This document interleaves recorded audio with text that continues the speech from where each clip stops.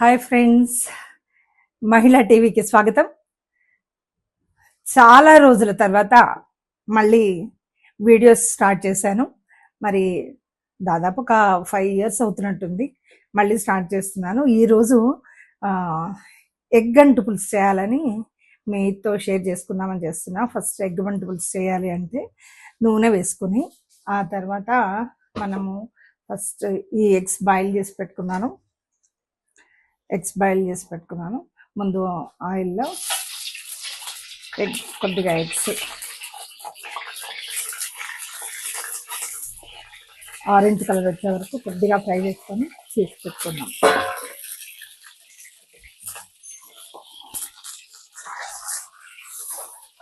Egg డైరెక్ట్గా పులుసులో వేసేదానికంటే కొద్దిగా ఆయిల్లో వేసుకుంటే టేస్ట్ బాగుంటుంది, కలర్ఫుల్గా ఉంటుంది చూడడానికి కూడా.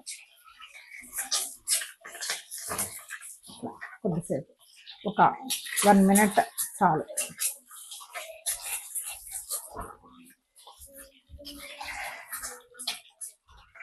ఇలా చేసేసుకొని దీన్ని కొద్దిగా ఆరెంజ్ కలర్ వరకు రానిద్దాం. కొద్దిగా ఫ్లేమ్ పెంచాము. చాలా రోజుల నుంచి వీడియో చేద్దాము అనుకుంటున్నాను, కానీ వీలు కాలేదు. ఇంకా ఈ రోజు నుంచి చెయ్యాలి అని ఆలోచనతో ఇవాళ సండే కదా, సరే ఇవాళ ఎట్లాగో ఎగ్ అంటు పులుసు చేద్దాం అనుకుంటే, మా తెలంగాణలో ఎగ్ అంటు పులుసు అని అంటారు. పులుసు ఎగ్ చారు అని కొంతమంది అంటారు, ఎగ్ పులుసు అని కొంతమంది అంటారు, ఎగ్ అంటు పులుసు అని కొంతమంది అంటారు. అంటు ఎందుకు అన్నామంటే కొద్దిగా చిక్కగా ఉంటుంది కాబట్టి దాన్ని మనం అంటు పులుసు, అంటు పులి అంటారు, పులుసు అనొచ్చు. ఎక్కువగా మనం యూజ్ చేసుకునేది ఎగ్ అంటు పులుసు. ఇది ఇలా చేసి పెట్టుకున్నాక మనం ఏం చేయాలి, ఉల్లిగడ్డలు వేసుకుందాం. ఉల్లిగడ్డలు వేసుకొని కొద్దిగా ఎగ్ అంటు పులుసుకు ఉల్లిగడ్డ బాగానే పడుతుంది.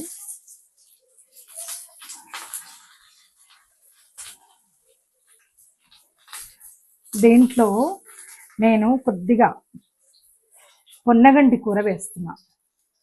పొన్నగంటి కూర చాలా మంచిది, కళ్ళకు మంచిది, టేస్ట్ కూడా చాలా బాగుంటుంది. కొద్దిగా వేసుకోండి, ఎక్కువ అవసరం లేదు. కొద్దిగా పొన్నగంటి కూర వేసుకొని కలుపుకోండి. నేను బాగా కడిగి కట్ చేసి పెట్టుకున్నా. పొన్నగంటి కూర దేంట్లో వేసుకున్నా బాగుంటుంది. మెంతి కూర కానీ పొన్నగంటి కూర కానీ అలాంటివి పోపులో కొద్దిగా వేసుకుంటే బాగుంటుంది టేస్ట్.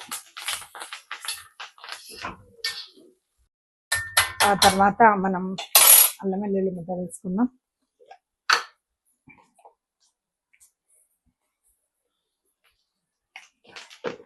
నేను ఇంట్లోనే చేసుకుంటాను అల్లం వెల్లుల్లి ముద్ద, ఎందుకంటే బయట కొన్నది వెంట పెద్దగా బాగుండదు, అందుకోసమని నేను ఇంట్లోనే రుబ్బి పెట్టుకుంటా. చూడండి, ఆహా, అల్లం వెల్లుల్లి పడగానే ఎంత మంచి స్మెల్ చూడండి. ఆ కూరతో కూడా మంచి స్మెల్ వస్తుంది. బాగా వేగింది కదా. ఇప్పుడు మనం కొద్దిగా పసుపు వేసుకుందాం.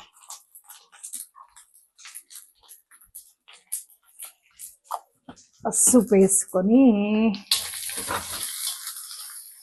బాగా కలుపుకుందాం.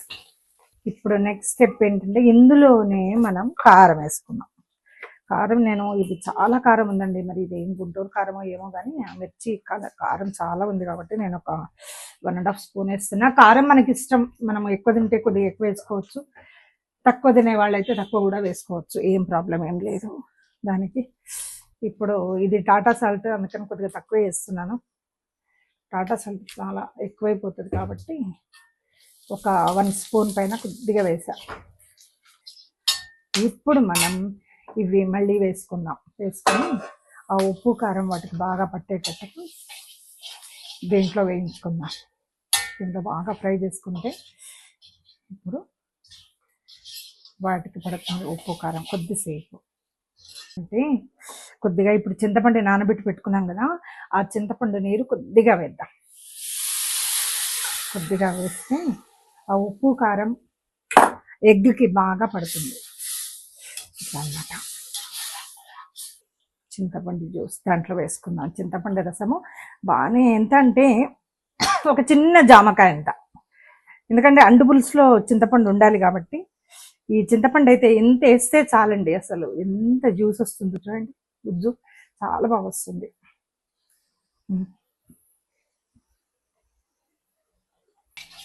ఇది బాగా ఉడికింది. తర్వాత ఎగ్స్ కూడా బాగా ఫ్లేవర్ అంతా ఎగ్స్కి బాగా పట్టింది కాబట్టి కొన్ని వాటర్ వేసుకుందాం. ఇది చిక్కగానే ఉండాలండి, మరీ నీళ్ళు నీళ్ళు వేయొద్దు, నీళ్ళు బాగుండదు, అంటంటే ఉండాలి, చిక్కగా ఉండాలి. చిక్కగా ఉంటే మరి రొడ్డు రొడ్డుగా ఉంటుంది అనుకుంటున్నారు, ఏం లేదు. తర్వాత కొద్దిగా మనం షుగర్ కూడా వేసుకుంటాం కాబట్టి ఇప్పుడు మనం దీంట్లో ఏం చేస్తామంటే ధనియాల పొడి వేస్తాం.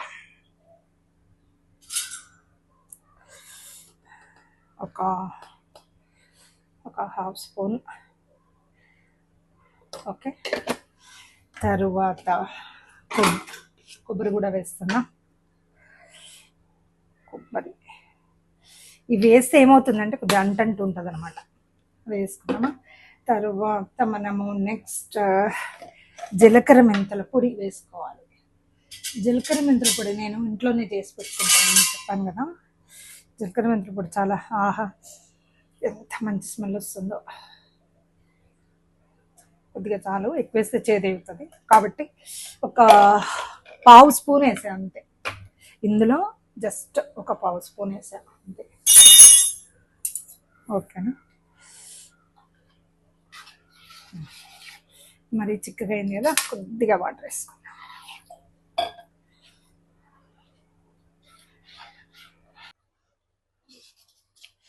ఓకే, అయిపోయింది. కొత్తిమీర కరివేపాకు కూడా వేసేసుకున్నాం. కొన్ని వాటర్ పోసుకుందాం, కొద్దిగా వాటర్ వేద్దాం.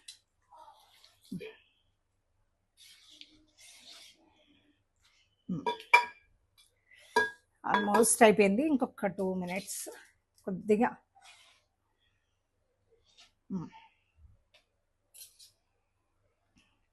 బాగుంది కదా, కలర్ఫుల్గా, టేస్ట్ కూడా అంతే బాగుంటుంది.